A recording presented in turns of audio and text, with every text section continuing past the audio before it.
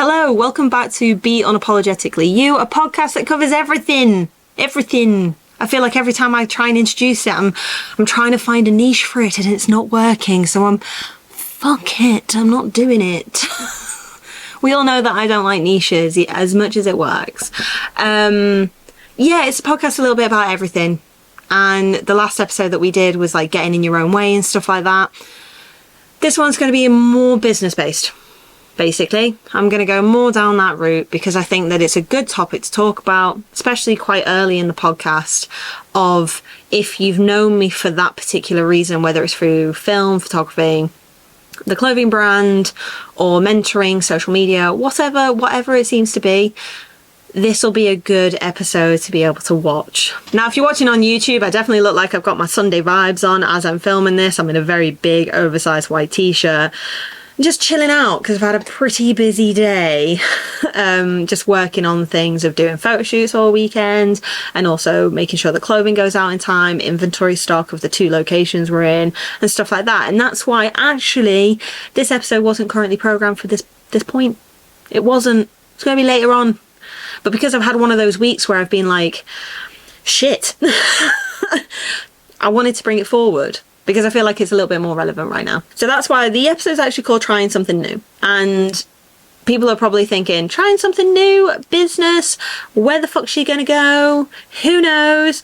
I don't even know sometimes, but we'll delve into it anyway. Building a Merge Elite was one of the most stressful, horrendous, complicated, amazing, beautiful things that I have ever done in my life. And it was the first business I ever created. And a lot of people think that I created Emerge Elite within the mixture of the other things that I do, but it wasn't. Emerge Elite actually allowed the other things to stem from it. So within Emerge Elite, I learned how to do photography and film because I couldn't afford to pay a photographer myself. And that's how I learned that. And then that turned into its own business, and then that has led me where I am today with working with a variety of different brands, including, you know, football teams and stuff like that, which is pretty fucking cool. I love it. But I've got to admit, now that we're heading into like the 8th, I want to say 8th year, 2017, 3, 4, 7. So it's going to be 7 or 8 years. Yeah, that's really bad that I don't know that. Emerge Elite was established in 2017. It was incorporated in 2016. That's what I always remember. Anyway, now that we're going into that sort of like period of where we've kind of got over the little, it's just a small brand sort of stigma. It's here to stay. It's continuously grown, except for the, you know, the little part where I went into significant debt. Yeah, that, except for that part was pretty naff, but the rest of it's been pretty good. But we're sort of in that sort of area now, I guess, where it's really beautiful to watch it, and it's beautiful to watch people get invested in it. Especially the Emerge Elite stuff, because it is clothing, and I'm very passionate about clothing, but not in the sense of what people think. So, you know, like people are into fashion a lot because of the way that they can style things, and I'm in it for the way that it makes you feel. Like if you're part of something, like, not to dumb down any other brand, but like these big brands, and they're amazing brands, I wear a lot of them myself. I don't feel like I'm part of anything. I just feel like I'm paying for the brand, which is fine. And, you know, if push came to shove one day and we were up with the big boys like that, it would be very difficult to keep that community aspect at the same time. Would I try my absolute best to do so? Of course. But it is another level when you walk into a gym or a room or the supermarket or a fun fair, or even 600 miles away from home, and someone's wearing your clothing. It's a different feeling, I'm not gonna lie. Because I think it's one of the only things, like photography goes a long way, but Emerge Elite is a physical thing, and you physically see it. So then again, if I've seen my photography used in like Women's Health magazine and stuff like that, that's really cool. I love that. That's amazing for me. But then being able to walk somewhere and just see your hoodie down the street, or a 3/4 zip, or joggers, or socks, or whatever, and you know that they've invested into you for that, that's an amazing feeling. And I never thought that I was going to ever be that sort of person. To be totally honest, when I thought of Emerge Elite, I just wanted a clothing brand that allowed me to bring a community together, because I had quite a big following on Tumblr.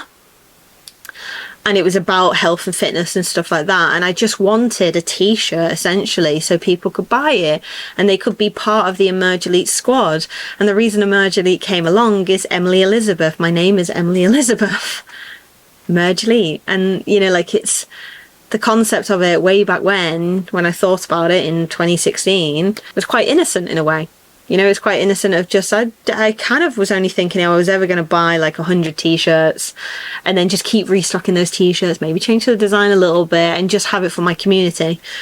And it's led to this, you know, which is mental, really, because even to this day, when people come to me for advice and I mentor people and we talk about business and, you know, how to strive in it, most of all, a lot of the time I come back to the same points of where I'm not usually looking at the numbers on a piece of paper. I'm looking at the impact that I made in an industry.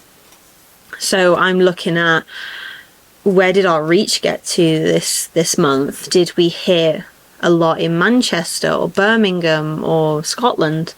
You know, like, where did we go? What sort of conversations were we having? And all this kind of stuff. So I never thought myself as a business person, but I definitely wanted to bring something different to the table, which in an essence we didn't. If you look at clothing just as a basic necessity, we didn't bring anything different to the table. But I think once you get involved in the community, you see the difference, where it's kind of like we're all kind of one big, I was going to say weird, one big weird happy family.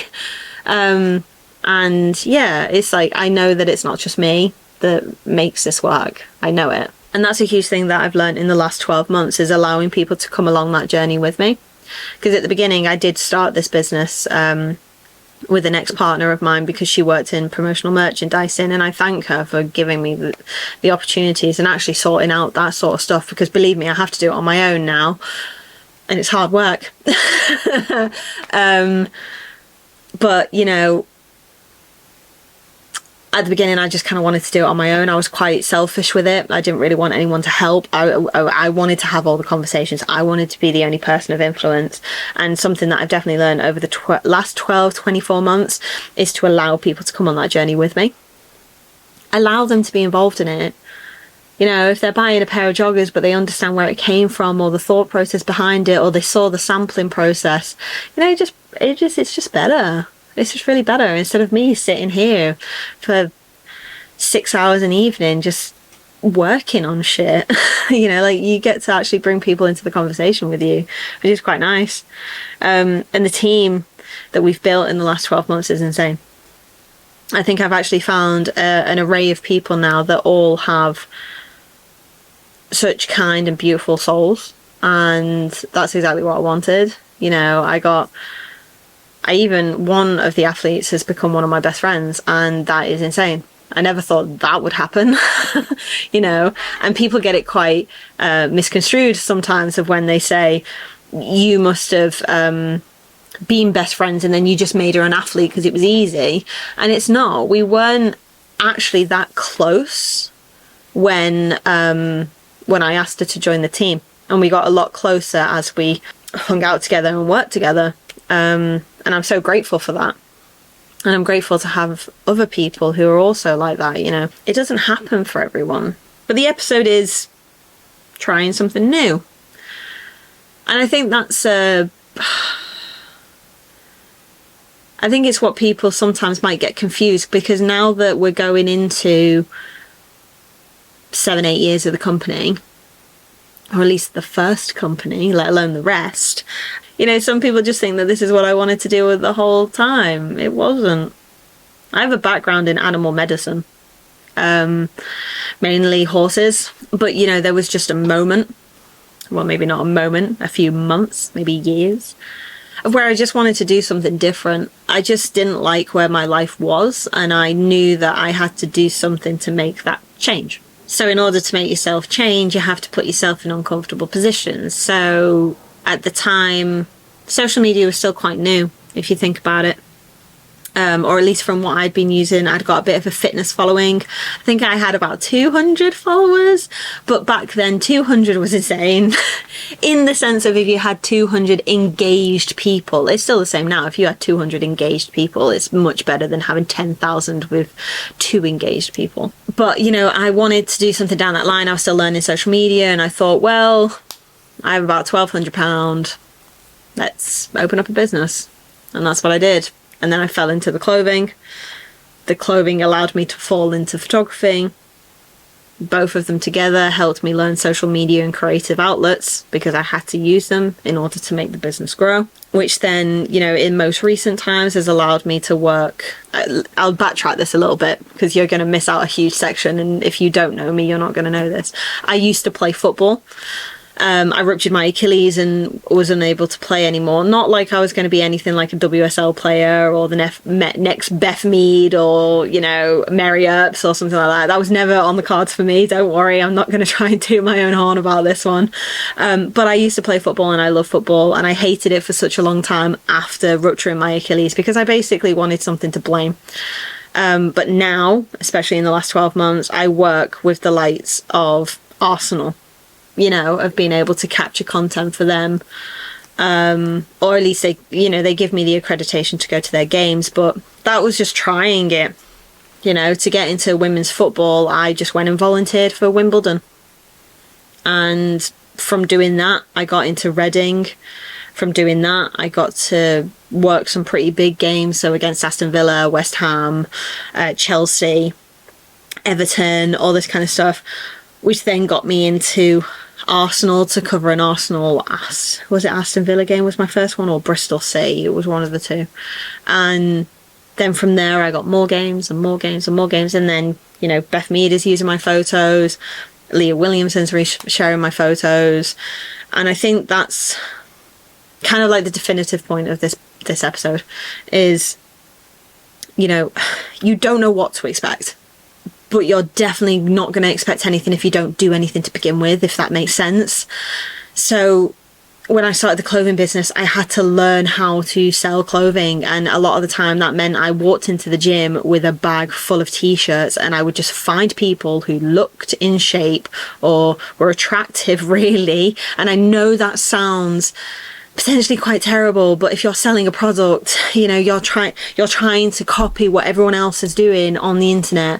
So I was trying to copy the likes of Gymshark with Steve Cook and all that, you know. And I'd just ask them, I'd just be like, can you put my t-shirt on and take a few photos? And I would do that again and again and again. And then I think one of my first photo shoots was only £50 and it just went from there. But I was so willing to try everything. I was willing to consistently put myself in situations where I didn't know if I was going to be good or not. But I'd figure it out. And believe me, as much as you can put down the shit that I do on a piece of paper, and whether you think it's impressive or not, there's a lot of things that are not written on the paper that I failed a lot of times on, and I made an absolute tit of myself, or I lost a lot of money doing, because that's business. That's what happens. It's you know, what do they say? Risk-based reward. And the difference in this sort of field is that you put a risk up and you don't know if you're ever going to get the reward. I didn't think I was going to. Especially when, you know, the company was declining and COVID and all this kind of stuff. And I was like, I'm not made for this. I can't handle this. Like, this is too much. Like, I've got people chasing me for money. I've got people who are going to be knocking on my door, like taking my shit if I don't start giving them some money. And it was absolutely terrifying. Absolutely terrifying. Do I regret it? No. Sometimes you have to just do stuff and it has to fuck up and you have to learn from it. It's as simple as that, really. My main thing is, as long as people don't get hurt in the process and stuff like that, then I feel a lot more comfortable with it. If I hurt myself in the process, like losing money or something like that, then that's fine, because that's the risk that I want to take. But, you know, I've never put my mum and dad in any harm's way with a financial decision that I decided to do. You know, I wouldn't do that. Same with like friends and stuff like that. So yeah, I guess to conclude this episode, I do think that people should try a lot of things new. If there's something that you're thinking about and you want to give it a go, what's the worst thing that could happen? It could fail. And then you just don't do it, but at least you tried. At least you're not sitting there at 65 years old, newly retired from your 9-to-5 job, and well, actually 65, it's probably not even going to be 65 now, it's going to be freaking ancient.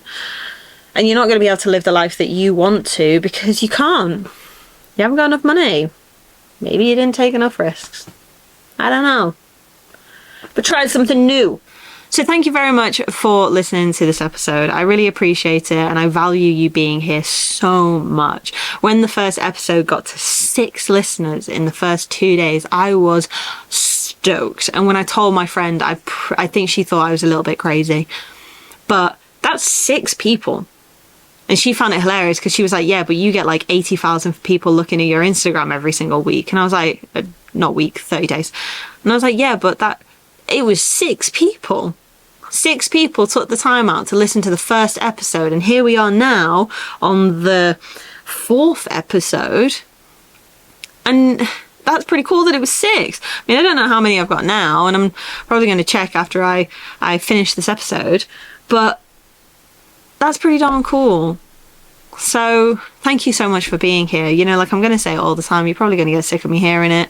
Have a beautiful day, week, month, and year. I love you a lot. And thank you.